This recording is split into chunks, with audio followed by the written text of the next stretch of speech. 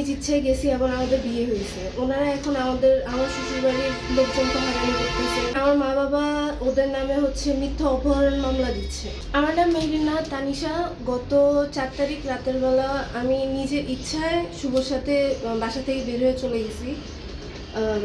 এখন আমার মা বাবা দেন ঢাকায় যে আমাদের বিয়ে হয়, এখন আমার মা বাবা ওদের নামে মিথ্যা অপহরণ মামলা দিচ্ছে, যেটা সম্পূর্ণ মিথ্যা। আমি নিজ ইচ্ছায় গেছি এবং আমাদের বিয়ে হয়েছে। ওনারা এখন আমার শ্বশুরবাড়ির লোকজনকে হয়রানি করতেছে।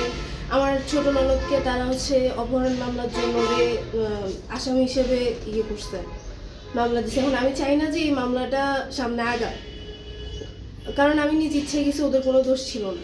আমার মা বাবার বিষয়ে আমার আবেদন আমি যা করছি নিজ ইচ্ছায় করছি, ওনারা যেন এটা মেনে নেয় আর কাউকে যেন কোনো হয়রানি না করা হয়। আমার নাম নিজামুদ্দিন শুভ। আমার আর মেহরিনা তানিশার দীর্ঘ 1 বছরের সম্পর্ক। আমরা দীর্ঘদিন তাদের বাসায় আমার ফ্যামিলিকে 3 বার পাঠানোর পরে তার মা আমাদেরকে বিভিন্নভাবে অপমান অপদস্থ করে দেন। আজকে 11 মাস যাওয়ার পর আমাদের সম্পর্কের ওকে অন্য জায়গায় বিয়ে দেওয়াতে ও 4 তারিখ দিবাগত রাত 9:50 ওর বাসা থেকে বের হয়ে আসে। ও একাই বের হয়ে আসি, আমাকে ফোন দেয় যে আমি বের হয়ে আসছি, আমাকে নিয়ে যাও। তখন আমি নিয়ে তাকে ঢাকা করে তাকে বিয়ে করি।